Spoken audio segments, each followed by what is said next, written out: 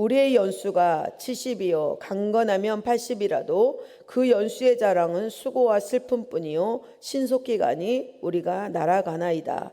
누가 주의 노여움의 능력을 알며 누가 주의 진노의 두려움을 알리이까. 우리에게 우리 날 계수함을 가르치사 지혜로운 마음을 얻게 하소서. 아멘. 네, 저는 오늘 이 말씀을 근거로 지혜로운 마음을 주시옵소서라는 제목으로 우리 시편 90편을 살펴보고자 합니다. 시편은 여러분 이제 서두에서 서론에서 아셨겠지만은 5권으로 만들어준 시집입니다. 이 5권의 시집을 한 권으로 묶어놓은 것이 시편입니다. 오늘은 그 5권 가운데 4번째 4권에 들어가는데 시편 90편부터 106편까지가 이 4권을 이렇게 이루고 있습니다. 그래서 오늘은 그 첫 번째 9편, 시편 90편을 이렇게 살펴보겠는데요. 시편 90편은 모세가 노래한 유일한 시입니다. 모세가 자신의 파란만장하게 지나왔던 그 시간들, 그 살아왔던 인생과 그 세월의 빠름을 이렇게 표현하고 있습니다. 9절과 10절에 이렇게 얘기하고 있는데요. 우리의 평생이 일순간에 지나간다 이렇게 표현하고 있고, 우리의 연수가 70이요 강건하면 80인데 그 연수는 수고와 슬픔뿐이고 신속히 날아간다라고 이렇게 표현을 하면서 노래하고 있습니다.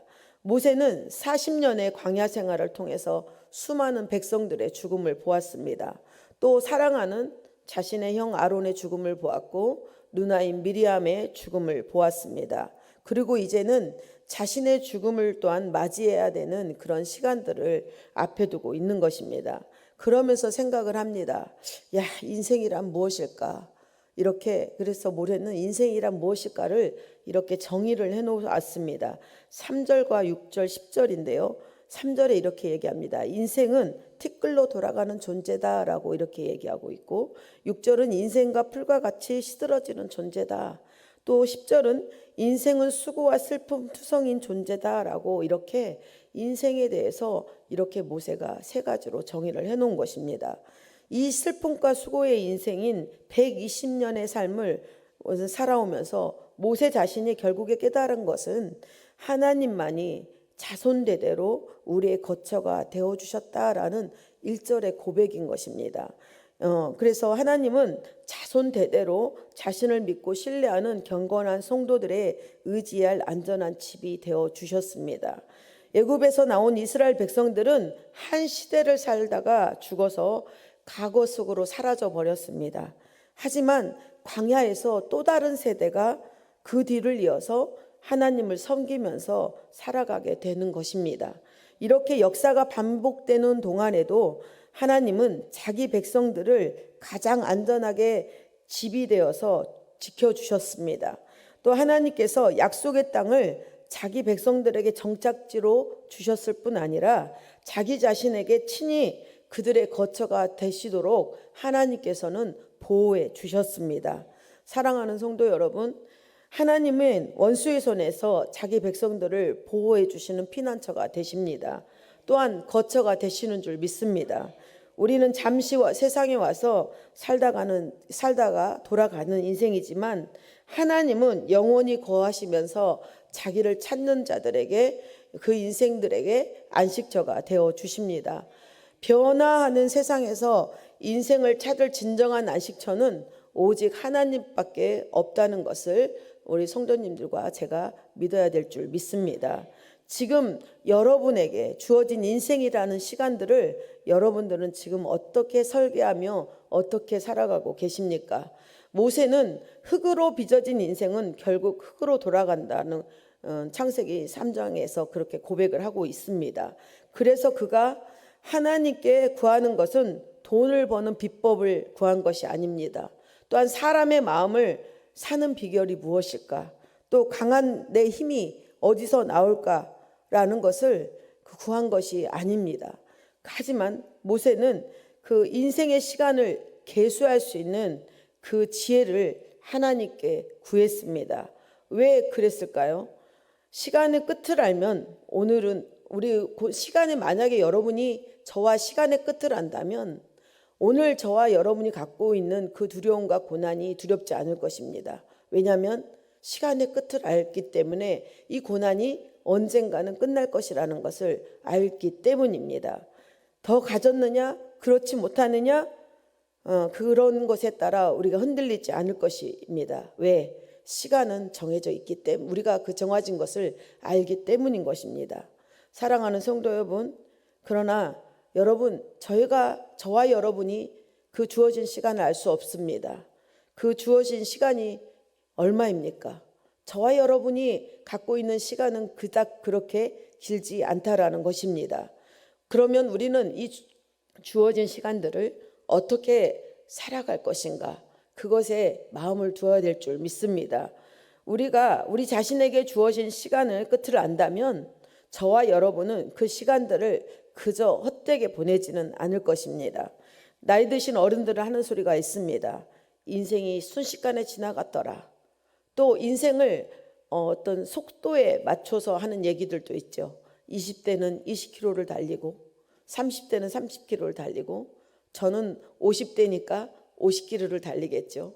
80세이신 우리 권사님들은, 집사님들은 80km의 시속을 가지고 그 인생을 그만큼 속력으로 빠르게 달려간다라는 것입니다. 저도 생각해 보면 제가 언제 50이 넘었나 이렇게 생각합니다. 제가 30대 때는 욕심이 많더라고요. 욕심 많고 성질이 급하니까 빨리빨리 안 되면 괴롭고, 또 30대에는 되게 질투가 많았던 것 같아요. 누가 잘 되면 배 아파요.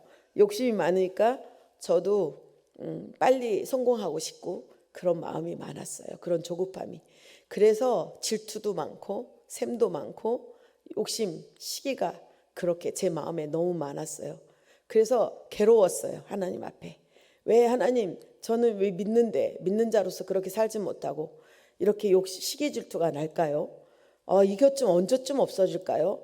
이런 고민을 했던 게 그때 시기였던 거예요. 그 40대가 됐어요.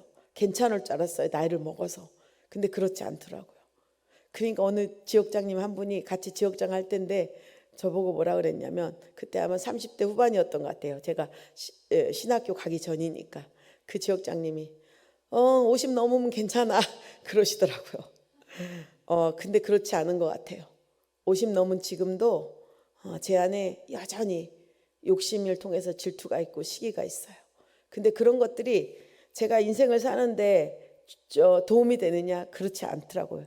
영적인 에너지만 소실되는 거예요. 그래서 저도 그랬어요. 30대 때 너무 힘들 때 사업하고 IMF가 있었거든요. 저희가 사업할 때 너무 막막하고 어떻게 살아야 되나, 언제 지나가나, 또 사업을 새롭게 시작하면서, 건축을 시작하면서 그 어려운 시기 가운데 죽을 것 같다.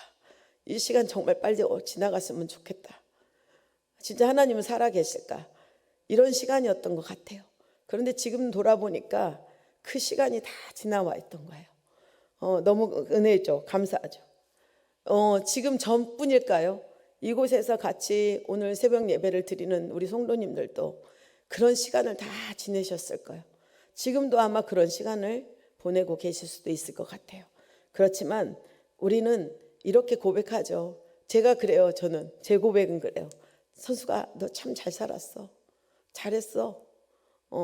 애썼어. 저는 억척 소리 싫거든요. 근데 억척스럽게 살아냈다. 이렇게 말하고 싶고, 또 그게 말이에요. 그렇게 살아왔으니까. 그렇지만 여러분, 결국 하나님 앞에 저와 여러분이 그렇게 살았지만 고백하는 게 무엇이겠습니까? 와, 그 시간들이 벌써 이렇게 지나와 버렸네. 이렇게 얘기하지 않고, 그런데 다 그것이 하나님의 은혜였네 라고 고백되어지지 않겠습니까? 네, 그렇다면 우리가 이렇게 신속하게 날아가는 우리의 남은 시간을, 인생을 어떻게 살아가야 하나요? 네, 12절에 이렇게 얘기하고 있어요. 우리에게 우리 날 계수함을 가르치사 지혜의 마음을 얻게 하소서라고 이렇게 모세가 기도하고 있습니다. 우리 날을 계수한다는 것은 자신의 남은 인생을 계산해 보는 것을 뜻합니다. 만약 우리가 이 땅에 영원히 산다고 생각하면 돌아갈 날을 생각할 필요가 없을 것입니다. 그러나 어느 날 갑자기 이 세상을 마감하고 돌아가야 하기에 우리는 우리의 남은 날을 깨달으면서 사는 것이 필요합니다. 그래서 우리는 지혜로운 마음을 주시도록 하나님, 우리의 인생의 주인 대신 또 지혜로운 그 지혜의 근본이신 하나님 앞에 물어야 합니다. 잠언서 1장 7절은 이렇게 얘기하고 있어요. 야훼를 경외하는 것이 지식의 근본이거늘 미련한 자는 지혜와 훈계를 멸시하느니라 라고 말씀하고 있습니다. 하나님께서는 산이 생기기 전 땅과 세계도 주께서 조성하시기 전에 곧 영원부터 영원까지 주는 하나님이십니다. 영원하신 하나님은 우리의 인생을 아십니다. 우리의 끝을 알고 계십니다. 그러하기에 저와 여러분이 겸손히 주님께 묻고 하나님을 두려워하면서 그분 앞에서 생각하고 행동하는 그런 사람이 지혜 있는 사람이 되는 줄 믿습니다. 하나님을 떠나서는 참된 도덕을 알 수도 없고 지혜도 있을 수 없습니다. 인생에 주어진 삶을 잘 살아가도록 지혜의 근본이 되시는 하나님께 구하면 주님은 우리가 세상의 길로 가지 않도록 육체의 헛된 일에 시간과 물질을 잃어버리지 않도록 우리 손을 잡아주시고 우리를 인도해 주십니다. 그 안에서 우리는 이 땅의 삶을 하나님의 주신 생명을 누리면서 평안히 살 수가 있는 것입니다. 하나님을께 묻고 따라가면 세상의 약한 악한 그 올무에 빠지지 않고 살아갈 수가 있습니다. 두 번째, 우리는 지혜를 하나님의 말씀에서 얻을 수 있습니다. 그렇기 때문에 하나님은 우주 만물을 지혜롭게 창조하시며 운행하신 분이시기에 하나님보다 이 우주에서 지혜로운 자는 없다라는 것입니다. 그러므로 하나님의 말씀인 성경에서 참된 지혜와 지식을 얻을 수 있습니다. 시편 19편 8편입니다. 야훼의 계명은 순결하여 눈을 밝게 하도다라고 이렇게 말씀하고 있습니다. 하나님의 말씀이 저와 여러분의 마음과 눈을 맑게 한다라는 것입니다. 분별할 수 있는 영적인 눈을 가지게 하신다는 것입니다. 그 눈을 밝게 하셔서 좋은 것을 보게 하고 하나님의 눈이 되어서 하나님의 행하실 일들을 볼 수 있도록 열어주신다라는 것입니다. 오늘 하루하루를 후회 없이 살 수 있도록 매 순간 하나님께 구하시기 바랍니다. 주님, 아버지의 지혜로 제 마음을 채워주시옵소서. 하나님의 말씀이 제 손이 하는 것과 제 발이 가는 곳에 또 제 입이 말하는 것을 주장하시도록 말씀의 능력으로 옷 입혀 주시옵소서. 이렇게 하나님의 말씀을 마음에 채우고 말씀의 진리 안에서 인생을 사랑한다면 여러분과 제가 가는 곳, 서는 곳, 만나는 사람들마다 보이지 않는 하나님의 복음의 향기가 흘러갈 줄 믿습니다. 세 번째는 지혜로운 마음을 기도를 통해서 얻을 수가 있습니다. 지혜는 내가 갖고 싶다고 가져지는 것이 아니죠. 그런데 저희 엄마를 보면 참 하나님 앞에 감사해요. 저희 엄마도 그러세요. 기도가 제가 하루 저녁 같이 잔 적이 있거든요. 엄마랑 며칠 안 됐습니다. 지난주 정도에. 그런데 다니면서 하시는 소리, 불편하시니까 몰입이 80이 넘으셨으니까 하시는 소리가 하나님 감사합니다. 이것도 주시고 이 딸도 주시고 이러니까 감사합니다. 그러면서 계속 이렇게 추글추글 하면서 돌아다니시는 거예요. 안 주무시고 잠이 없으시니까. 그러면서 돌아다니시는데 우리 엄마는 무학이에요.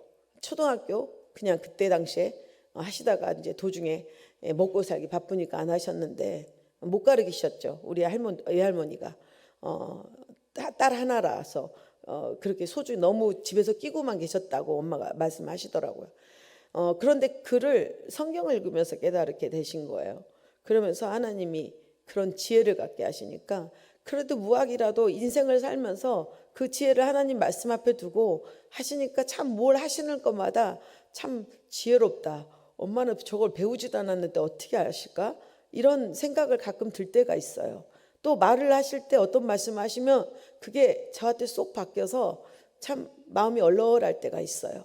그것이 하나님이 인생의 경험을 주신 것이지만 또 예수 안에서 하나님 말씀을 통해서 그 경험들이 하나님의 말씀의 지혜로 깨달아져서 비춰주셔서 하시는 말씀인 줄 믿습니다. 그렇기 때문에 우리가 지혜는 영적인 것이기 때문에 기도하지 않고는 얻을 수가 없어요. 그러므로 우리 성도님들이 무슨 일을 하거나 결정하고 판단할 때 반드시 먼저 기도를 하셔야 합니다. 우리 삶에 말이 앞서거나 행동이 기도보다 앞서 나가면 여러분 그걸 누가 잡는 줄 아십니까? 마귀가 여러분들을 속이기 쉽습니다. 그렇기 때문에 나가기 전에 무엇을 하기 전에 항상 기도가 앞서야지. 기도보다 여러분의 말과 행동이 앞서면 그 말과 여러분의 행동을 마귀가 잡고 여러분이 하는 일을 속이고 실패하도록 하는 것입니다.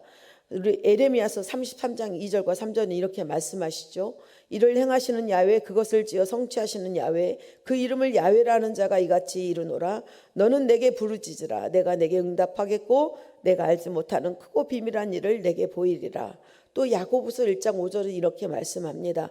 너희 중에 누구든지 지혜가 부족하거든 너희 사람에게 후히 주시고 꾸짖지 아니하시는 하나님께 구하라. 그리하면 주시리라. 아멘. 여러분, 위로부터 오는 지혜는 기도를 통하여 받습니다. 위로부터 오는 지혜는 성결하고 화평하고 관용하고 양순하여 국률과 선한 열매가 가득하고 평강과 거짓이 없다라고 야고보서 3장은 말씀하고 있습니다. 이러한 성령의 열매가 맺어지는 삶이 참된 지혜를 가진 사람들의 인생인 것입니다. 기도는 위로부터 부어주시는 하나님의 지혜이고 하나님의 마음입니다.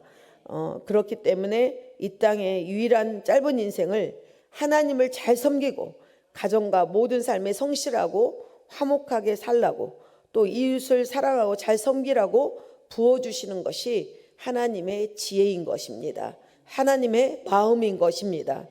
하나님 아버지는 성도 여러분과 저의 연약함을 잘 아십니다. 우리는 모두 썩어져 없어질 모든 연약함을 주님께서 아셔서 우리 가운데 예수 그리스도의 십자가 그 사랑의 은혜로 우리에게 주신 것입니다.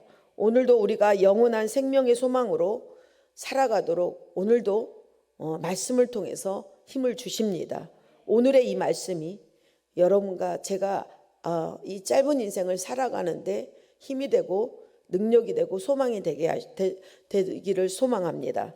우리에게 우리 날 계수함을 가르쳐 주시사 세상에 보여주는 것들이 영원한 것처럼 착각하지 않고 오직 영원하신 한 분 하나님만을 바라보며 하나님이 주신 지혜 가운데 사랑하며 사는 우리 모두가 될 수 있도록 하나님께서 기도하면 그 지혜와 그 마음을 주실 줄 믿습니다. 네, 우리 기도하겠습니다. 하나님 아버지, 인생의 유한함과 하나님의 무한하심을 깨닫는 인생이 되게 하여 주시옵소서. 우리에게 주어진 시간들을 성실함과 부지런함으로 최선을 다해 살아가게 하시고 이 모든 이 땅에 주어진 인생의 길을 하나님을 경외함으로 하나님의 위로부터 부어주시는 지혜의 마음을 가득히 채워 즐겁고 기쁨이 넘치는 복된 인생으로 살게 하여 주옵소서.